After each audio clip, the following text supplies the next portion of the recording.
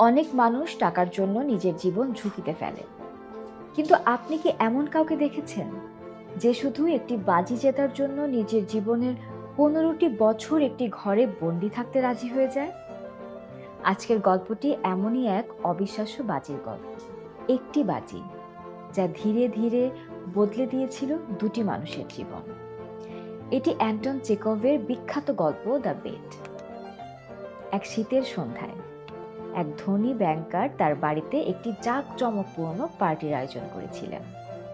সেখানে উপস্থিত ছিলেন সমাজের অনেক শিক্ষিত ও প্রভাবশালী মানুষ।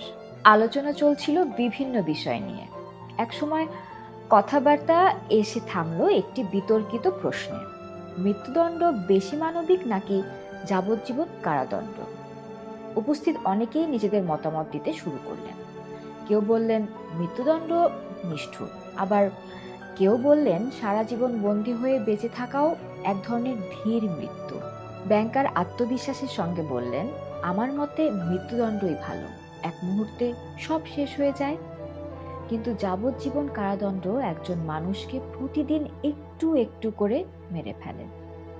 তখন উপস্থিতদের মধ্যে একজন তরুণ আইনজীবী কথা বললেন। তার বয়স খুব বেশি নয়, কিন্তু তার কণ্ঠে ছিল দৃঢ়তা। তিনি বললেন, আমি আপনার সঙ্গে একমত নই। যত কষ্টই হোক, বেঁচে থাকা মৃত্যুর চেয়ে ভালো। একদিনের জীবনও জীবনের চেয়ে মূল্যবান। তার কথা শুনে ব্যাংকার হেসে উঠলেন। তুমি এটা বলছো কারণ তুমি কখনো একাকী বন্দি জীবন কাটাওনি। আইনজীবী শান্তভাবে বললেন, তবুও আমি বিশ্বাস করি বেঁচে থাকা সব সময় মৃত্যুর চেয়ে ভালো। তর্ক ধীরে ধীরে উত্তপ্ত হয়ে উঠল। শেষ পর্যন্ত ব্যাংকার হঠাৎ বলে উঠলেন, আমি বাজি ধরতে রাজি। ঘরে নীরবতা নেমে এলো। সবাই তার দিকে তাকিয়ে রইল। ব্যাংকার বললেন, তুমি যদি 5 বছর নয়, 10 বছর নয়, পুরো 15 বছর একা একটি ঘরে বন্দি থাকতে পারো, তাহলে আমি তোমাকে 20 লাখ রুবল দেব। কথাটা শুনে সবাই বিস্মিত হয়ে গেল। এত বড় অঙ্কের টাকা, আর এত দীর্ঘ সময়! কিন্তু আরো অবাক করা ঘটনা ঘটল এরপর।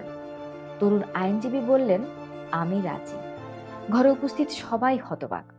ব্যাংকার আবার জিজ্ঞেস করলেন, তুমি কি ভেবে দেখেছো? 15 বছর। আইনজীবী দৃঢ় কণ্ঠে বললেন, হ্যাঁ, আমি এই বাজি গ্রহণ করছি। এরপর দুজনের মধ্যে একটি লিখিত চুক্তি হলো। চুক্তি অনুযায়ী আইনজীবী একটি নির্দিষ্ট কক্ষে থাকবেন। তিনি কারোর সঙ্গে দেখা করতে পারবেন না, কারো কণ্ঠ শুনতে পারবেন না, বাইরের পৃথিবীর সঙ্গে কোনো যোগাযোগ রাখতে পারবেন না। তবে তিনি বই পড়তে পারবেন, লিখতে পারবেন, গান বাজাতে পারবেন এবং প্রয়োজনীয় খাবার পাবেন। চুক্তির মেয়াদ শেষ হবে ঠিক 15 বছর পর। আর যদি তিনি সময়ের আগে ঘর ছেড়ে বেরিয়ে আসেন, তাহলে সব বাতিল হয়ে যাবে। নির্ধারিত দিনে আইনজীবী সেই কক্ষে প্রবেশ করলেন। দরজা বন্ধ হয়ে গেল। শুরু হলো এক অদ্ভুত বন্দি জীবন।